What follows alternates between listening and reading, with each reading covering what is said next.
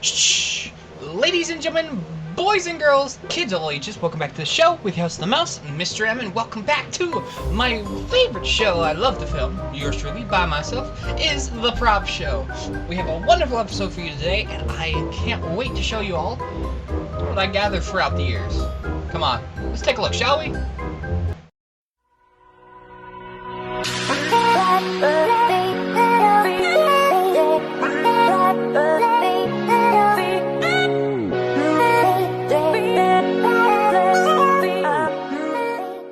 Today I have some wonderful props from the good years of Dr. Mooch. Last episode we covered a lot of good old props from the show that we showed off in the very first episode, like Dr. Mooch's very first TARDIS, his sonic screwdriver, the characters, and some of the props that were used in the episode. And so today I have an amazing bunch of props that I have gathered from the Christmas special and to the second episode, which Snorlax became the second Doctor. So I got a lot of stuff to show, so we're gonna just get right to it, shall we? Also, new background because we're in a new home. So I had to set up the prop shows table in a new location and a lovely carpet. Look at that carpet! It's beautiful! Anyway, let's get to the prop, shall we? Alright, the first prop we have for today is this lovely 2012 Dalek Funko Pop that I used in the Christmas special. I used it as, in the story, basically, Dr. Mooch had a longtime friend who was a Dalek.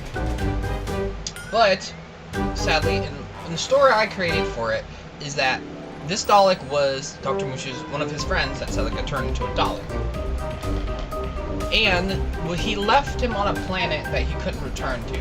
So, on the adventure, in the Christmas special, I basically had it themed around Christmas-like scenario world. The world he was trapped on got turned into a Christmas world. I quite can't remember how I got him, how the story switched around. It's a little confusing here and there, because it was just so much time ago it was. And I just thought, well, in all honesty, just to do as is with what I had. So the main story is that when they got to the place, Dr. Mooch and Asa found him, and they were just going to turn him on, but I guess over the years, he just forgot who he was and became a Dalek. And this was when I was just getting into Doctor Who more than I was in the past, because,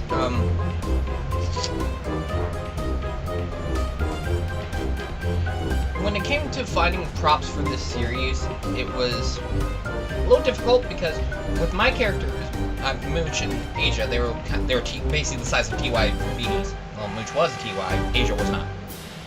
But they were the perfect size, so it's kind of hard to make props to fit the scale of the characters. So when this episode came to be, I thought the perfect idea was to use a Dalek for an episode. So when I bought the figure online, I also, loved it because I love Doctor Who, so this was a perfect just shelf piece. And then more of adding to the story was a little complicated because he's very small, so I had to kind of figure out like why is he so small, because a normal Dalek is almost as tall as a person in the Doctor Who universe.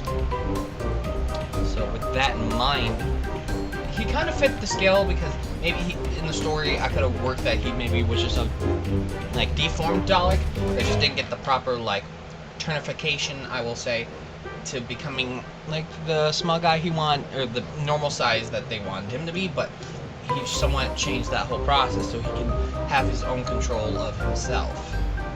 Because when a Cyberman and a Dalek, they don't have consciousness, they're just bots. They don't have feelings like hurt, pain, unless they're electrocuted like that, because then you do feel pain. And so he was just a perfect add-in to the episode and all of that. So I thought it was just perfect.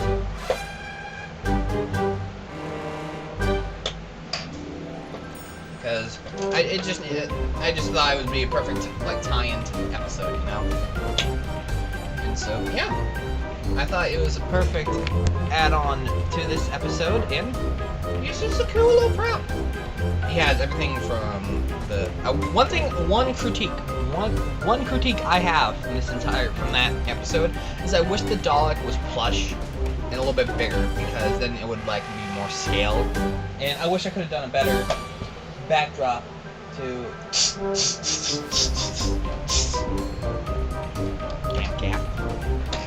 a better like backdrop than just Christmas. I could have done probably a better Christmas story. Maybe I will in the future, because I have a little bit of an announcement at the end of this video about Dr. Mooch, and maybe me trying to revise it. Maybe, just maybe. So yeah, there was the Dalek. So moving on to the Cyberman. Alrighty, now onto Mr. Cyberman. I remember creating this because this is my own plush, except as you can tell it looks a little like familiar to the FNAF plushes that my good friend the Mario Muffins have created, and that is 100% true. 110%, which is very true.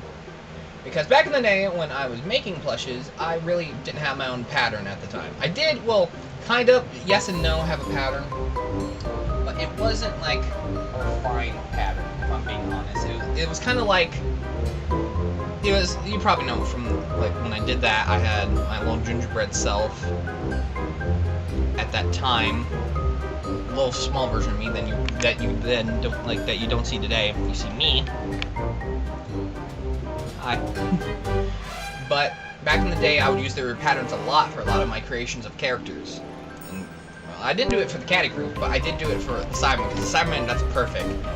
And so I did a normal gray body, and then the top is just 2 pieces of fabric glued together, and I trimmed out like a sand bucket like handle for the top, and then the face was just, I just looked at the photo of a Cyberman and just tried to be very wiry with like half of its body, because I think I did a pretty good job for my age and like for my like the speciality of like how to really get the guys to look like how they are. Actually, I'm gonna tilt the camera up just a little bit. There we go. Sorry, the camera's a little bit low, so you kind of wish you see a little bit more of the floor. So when it came to making him, he was a blast because I just love how he looks. For a lot of my creations, when it came to making that kind of stuff in that generation, I love that specific period because I just had fun when I was making stuff. I had fun with making the episodes, I was having fun making the scripts. I just had a blast with just seeing what I could do. Because I just generally had a wonderful time with it and most of the things I made. And so, if you haven't seen this episode of Dr. Mooch, I will leave a link to this episode down in the description. And we're also, I will say right now, we are covering 2 episodes today. We're covering today's episode. We're covering the Christmas special, and we're covering the third episode in the third episode in the 2nd season. Now, I'll be explaining a lot of stuff at the end of this video before anyone gets confused. Like, wait, there's just 2 episodes in the 1st season? What kind of sense does that make? Yes, do not worry. I will get to it at the end of the video. Do not worry. Because it is confusing for me, too, because I'm like, what? That doesn't make sense at all. And so, yeah, I think he turned out great. There's nothing really special to him other than he's just a Cyberman. But I do love him because, again, for the period I was making this stuff, the props, the sets, the characters, I just had fun. And then now this brings me up to the next topic of what to show next, and that is set pieces. And I will be going more into characters after this segment because there's just something I want to talk about, and I will just describe what this next item is. I don't have it, but let's get on to the set, shall we? Alrighty, we're now on to the set part of this segment. I thought I would do it right now before I get into the other parts of this set we do have for this episode. We have a few pieces, a few big pieces I want to save for the end because I think it would be better to just save for last. Save the best for last. But, as you can see on screen right here, this is the set that Dr. Mooch was on top of when the Christmas special was happening. He had on this. I'm so happy with how that set turned out. I wish I kept it. I kept it for a long time, but then at some point when I moved into my apartment complex I'm in now, I sadly just destroyed it. Now this set piece is basically a platform I made out of 2 pieces of cardboard that is an octagon shape, and then we're on 4 stilt-like legs that were hold on, it will hit me, paper towel roll legs, basically. That's what the legs were when I created this monstrosity. And pieces of cardboard at the bottom of them so they're flat, so they just wobble around. That was the base, I call the upstairs part of the TARDIS, because I do have one of the pieces I do have. It's not quite the best piece, like a representation of what the TARDIS was, because when it comes to making the TARDIS sets, I loved it. It was one of my favorite things to do when making a show. It's the props. The props is one of my favorite things to make. Sorry, I had to scoot the camera out just a little. And I just loved it. I loved every moment of it.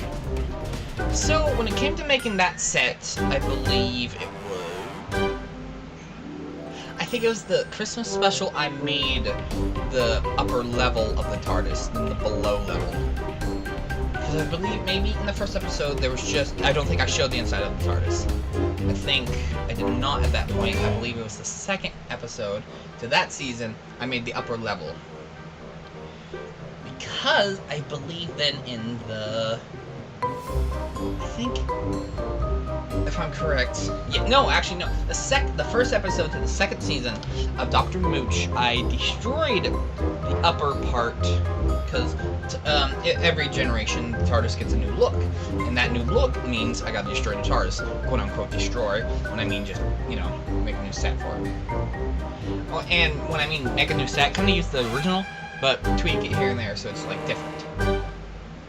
And so with that in mind, that set sadly got destroyed in 2020 or 2019. I believe so, because I remember at one point I took a photo of it for the Instagram. Sorry, message. Took a photo of it for the Instagram because I was working on fixing up some of the set of Dr. Mooch, because I wanted to complete the series and give it 10 episodes, maybe even 9, just to give it a nice round season. And so I fixed it up, but then the floor was because cardboard over time it gets really brittle, it kind of falls apart, and it just flexes. Even this table, probably at some point it's just gonna flex and we're gonna have to replace it. I hope not, because I'm probably gonna keep this table for a long ass time. So as you can see, it's kind of warped here and a little bit creased here, but I think over time I will probably get a new table. But before that, cardboard over time really flexes, and so I just scrapped everything. The legs fell off. Well, actually no. When I moved the first time to where I live now, in the other apartment, I took off the legs to store it in a big bin with some of the cardboard props I had, which one of the props that was with it, actually 2 of the props that was with it, I'm showing off in this episode today. Hopefully, if I run out of space on the drive, oops-a-daisy. But that I missed that. I wish I didn't destroy it, because in the upcoming episodes I just used the top of a dog cage as the set for the TARDIS. I wish I didn't, because I missed that upper floor. It gave more of a scenery to the shot. But we're now going to move on to the next part, and this is one of the props that was connected to that. It's because it's the only thing I have close to that prop that somehow I saved over all this time. So moving on to the ladder. Alrighty, we're now on to the next part of this segment.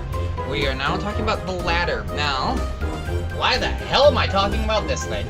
And why do I still have it? Well, again, back to the topic of the upper floor of the TARDIS.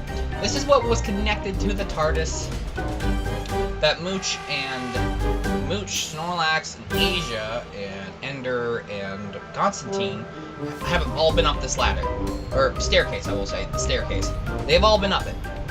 Now, this has seen some better days. This is when I was just getting into, like, making more sets. I believe Dr. Mooch was the high production series, but more like I'm putting my time and work into scripts, making the props, and it took a lot of time. And so a lot of hard work went into these, and so my cardboard skills were not the best at the time. But as you can tell with this beautiful desk, I've kind of improved. But you can see where some greatness come out of working on it. So as you can tell, it's kind of like on the like sides there. You can tell it's kind of just a little worn. You can see it's not, all the steps don't look even. My God, you could probably fall right through it. And well, with that, it was trial and error with making the props for Dr. Mooch, but I don't regret it. I just don't, because it turned out great. The series was wonderful, and it was just a fun time. Here, I'm gonna move myself back just a second. You still see me? You cannot. Damn. Let's go over here. How about now? My face. There we go.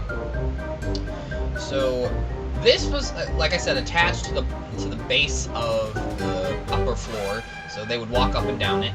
And the reason why I still have it, in my opinion, I think I kept it because I just enjoyed the staircase of it, and anytime like a staircase was needed, I would use this. This is my go-to staircase.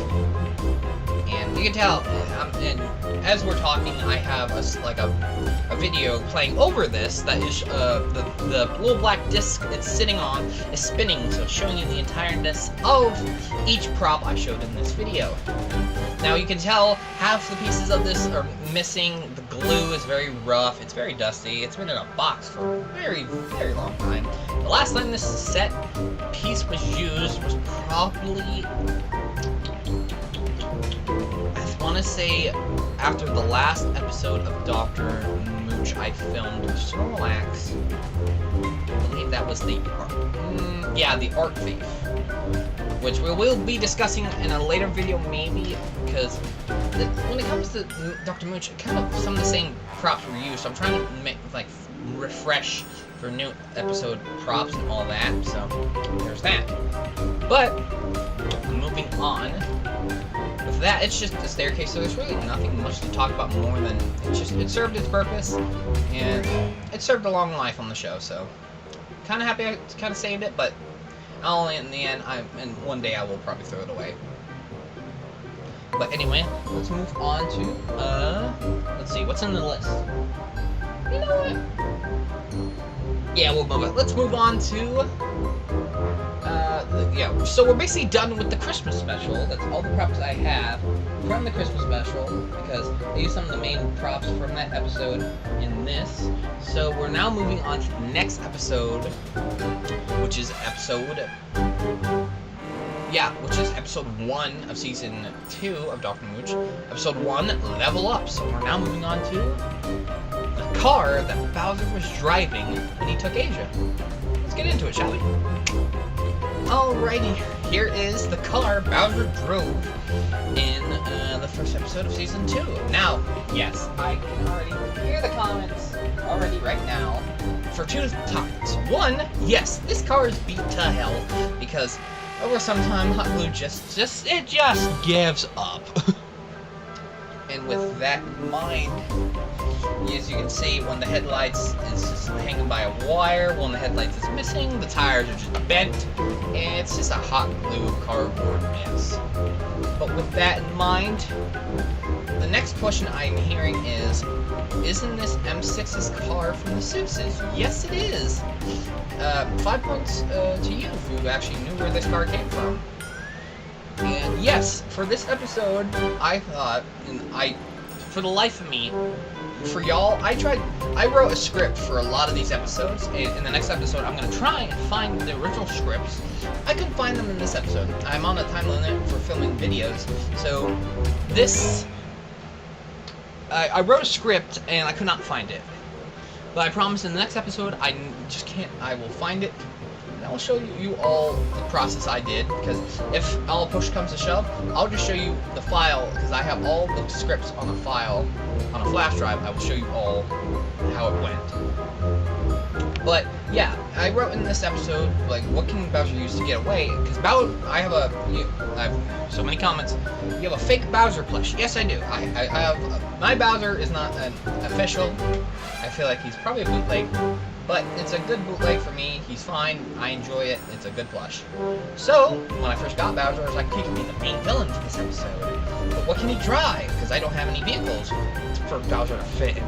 So at that time, I just made M6's car. No, never mind. M6's car was in better shape than what it is now. So with that in mind, I thought, well, let's just use it because he fit in it perfect. Let me tell you, he fit great. He was just, and honestly, he was snug. He was really snug in there. And it probably, I hope it got brighter. It did. Okay. Open the curtains because in the beginning, you probably all could not see half the props. So this car was used. Bowser took Asia from Dr. Mooch and Mario, and so they hopped in the TARDIS, chased right after them to Bowser's castle, where they were caught. And another piece of props I wish I kept.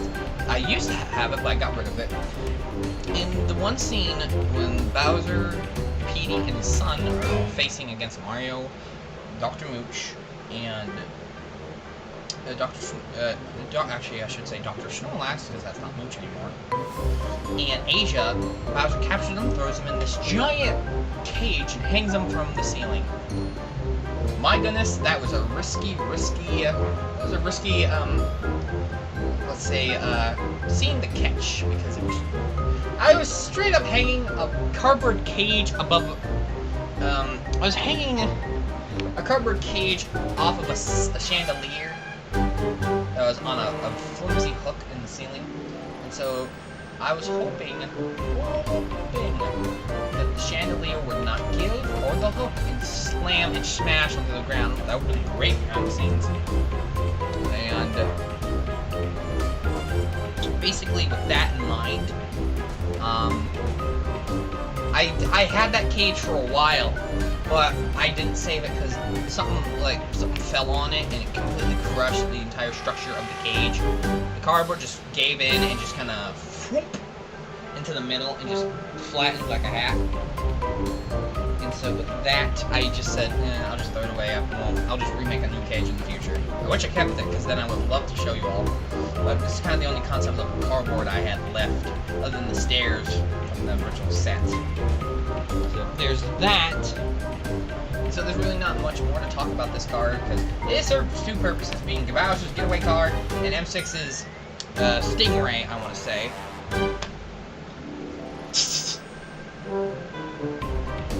So, with that, moving on to the next prop, which is going to be the brand new TARDIS. Let's check it out. Alright, as of filming this, I just realized I have a fan going in the background, so I'm going to apologize for the fan. It is 90 degrees today. I'm filming this.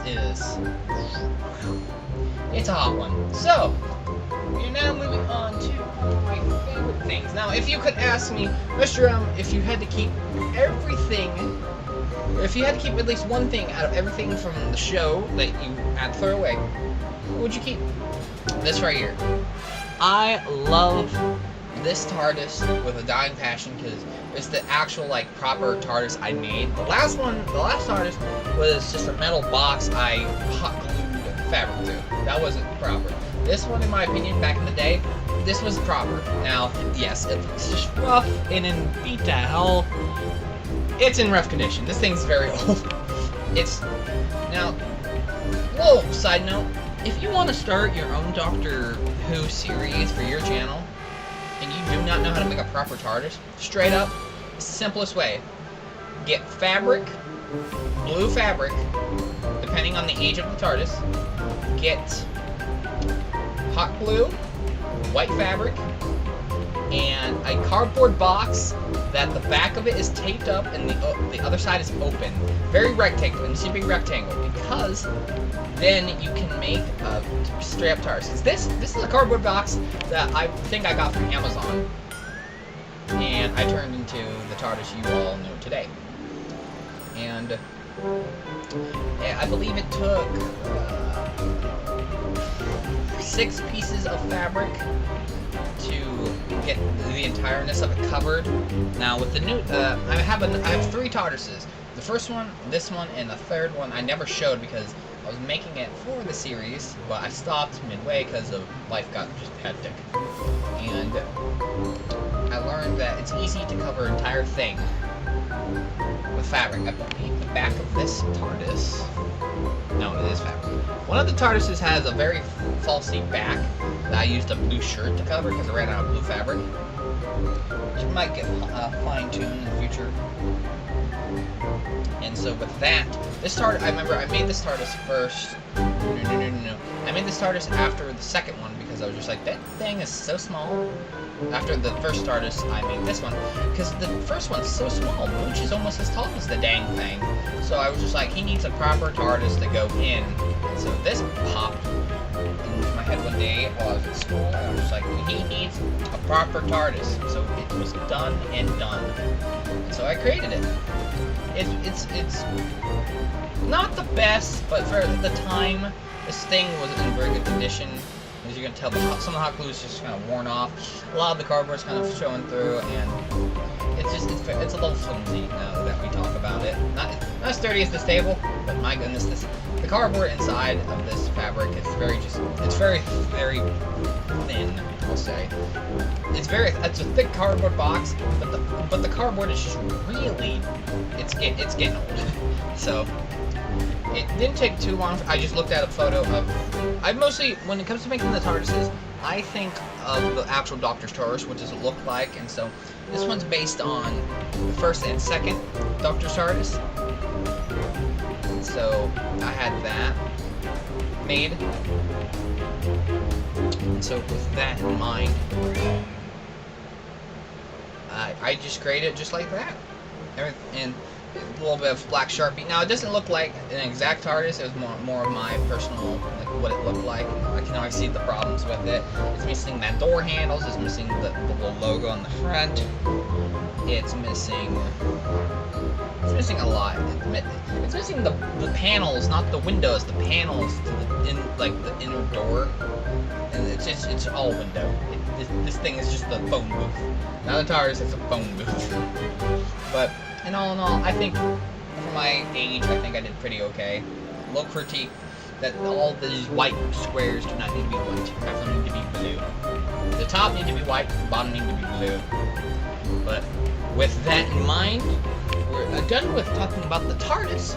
Let's talk about the character, costume, and his little knickknacks that goes with him, shall we?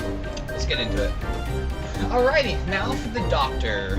Here is Snorlax. I keep saying the entire time. Now, if you haven't seen Doctor Who, when the Doctor is hurt, in the Time Lords, that's what the Doctor is, a Time Lord, is a high being that deals with time and space. So, if a Time Lord is hurt, they have a power that they can regenerate into a new person, new personality, and they're all better for the time being. And they have 2 arcs. Imagine that. So this is Snorlax. Snorlax became the second Doctor because the second Doctor is played by this person. I'll flash on screen a picture of him. He's played by him. And actually, I'll show the first Doctor just in a Mooch picture, just to compare. And so when it came to who's the second Doctor be, so I'm thinking of a character I have that's short, stubby, and would match his personality. So I'm thinking kind of Snorlax is kind of chill, very relaxed. And I think that's just perfect for him. Because the second Doctor is kind of a little bit of a grump, and I feel like Snorlax would be a grumpy grump. And so it was kind of perfect fit. Now for the costume, the second Doctor's costume is simple. It's a black jacket, kind of a white button-up shirt. I couldn't put that on Snorlax because he's fat. I couldn't do it. Some tan pants, He wears shoes, but he has a blue bow tie. And it was a little hard to make outfits in this time, so I just went with what I thought. And so I made this kind of meshed shirt of long rectangles that are all sewn into one long piece of fabric. I then would make normal shirt sleeves, and then the pants I made, basically, I put 2 pieces of fabric against his body, and I just cut around the outline of his body, and I stitched it, inverted it, and they fit. Bow tie is simple. I've been making bow ties since I was born, so that was just slap dab. And to keep all of his outfit kind of down, I put 2 little blue dot pins in his collar just to keep the bow tie, to keep the collar down more than it already is, and to keep the bow from slipping, because the way his bow tie is on is kind of like tied in a knot in the back of his collar. Sometimes that comes loose, and so if it comes loose mid-filming, at least it'll be still on there while filming,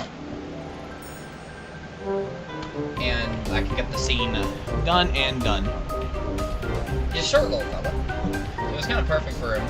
And I was quite fond of him being the second Doctor, because I quite enjoy this little blush of Snorlax. I love him. He's been with me for a very long time. And I just adore him. I adore this little fart. And now, this might be, like, kind of already shooting the gun here. I'm also going to say he was my favorite Doctor as of right now to play, because he was fun to throw around in the episodes. I believe there's 2 or 3 episodes for season 2 that I did. So there's that in mind. I had fun with the series. It was just an enjoyable, fun, imaginative time. And so Snorlax was a good time for that season. The season ain't over yet. I have one more thing I want to show you all before we close this episode and talk about one thing I wanted to do. And that is Snorlax's sonic screwdriver, but sonic flute. So here it is. Now you can probably see it's right there next to him. On screen I'll be having a video of it more close up and spinning around so you can get a full 360 view of what it looks like. And with that, when it comes to making the screwdrivers, it's quite fun and a little challenging to see if I can make that very detailed flute into a very small thing for him. And it's perfect to scale. Well, it could be a little bit smaller, but you try making a flute with this man hands. It's difficult. And I think it turned out great. I tried to get as close as I can. It's a basic blue flute with a darker blue stripe swirling around it like a candy cane, and a little bit of tasseling at the end of the flute. And I believe he plays the flute. I haven't seen this season of Doctor Who because I started when the 9th Doctor was the Doctor, and I just got into the older Doctor's seasons. So I based the episodes more on the older episodes, trying to recreate them into plush form. Sometimes the episode ideas are just from me, so there's that. So making this season, this season for Snorlax, it was quite exciting because I got to use some of the old characters, some of the old props, and I just had an enjoyable time with making like the little costumes, little sets. I enjoyed mostly the script writing because I love just sitting there in class, just thinking of what could be the next part of the clip or the scene or the script. Because I believe the episode of my hand was getting cramped. Ugh. The episode Part Thief or the episode there was an episode called The Experiment, I think there was 3 episodes in Snorlax's season that were made, and he got to use his flute twice. There was the scene with Bowser, he dropped the cage. Also, he used it against the Black Knight, which will be showing off in the next episode. So stay tuned, I have a few more things in that season I will be showing off. So with that, I showed most of the props I wanted to show for the season 2. I have a few more still for season 2. I'm going to be showing off some characters and a few other things. I don't have much to show. I probably will. I will consider doing an episode 3 to Dr. Mooch, because there's still a few more props I did not show off in that episode, and also because in that episode, another prop that was in this episode is the cage. The cage is what we kept the Dark Knight in the episode, and I don't have that anymore, so I can't really talk about it. But maybe, just maybe, I will do a reaction video on this set to the lovely episode and talk about some of the props. So that's what we can do. So with that in mind, this is the end of the episode, so perfect time I want to talk about. I am going to be trying to get back into working on episodes for Dr. Mooch. Yes, I want to get back into it. I miss doing the series and making props for it and just doing scripts and all that. Now don't expect one every week or two. I'm going to be trying to work on it now, so episodes are going to be frantic over a period of time. They won't be just coming out here and there, because I do have a day job. I have money and bills and stuff I need to do. When it comes to this YouTube thing, it's just a hobby. I do this for fun, just for you guys, and the reason why I get content out almost every weekend is because me and my friends hang out every weekend, and I record what we do. So when it comes to that, plush videos are going to be on Slim for right now, just until I can get some more money flowing from props, and when I can get kind of life back on track with like how hectic it is. So I'll keep you updated, but I hope you guys did enjoy this episode of Prop Show. I love talking about the stuff I did in the past. Next episode of the Prop Show will probably be based on the Seuses. I love the Seuses. I love talking about the Seuses. So let's just do the Seuses, shall we? We shall. So, thank you so much for watching this episode of the Prop Show. If you did enjoy, please consider subscribing today, become a member of the Red Rose Army, and consider clicking that bell. The bell will let you all know when I upload a video. I upload a video every weekend when I can. So, thank you so much for watching. As always, we'll see you in the next video. See ya! And have a good night, everybody. Bye-bye!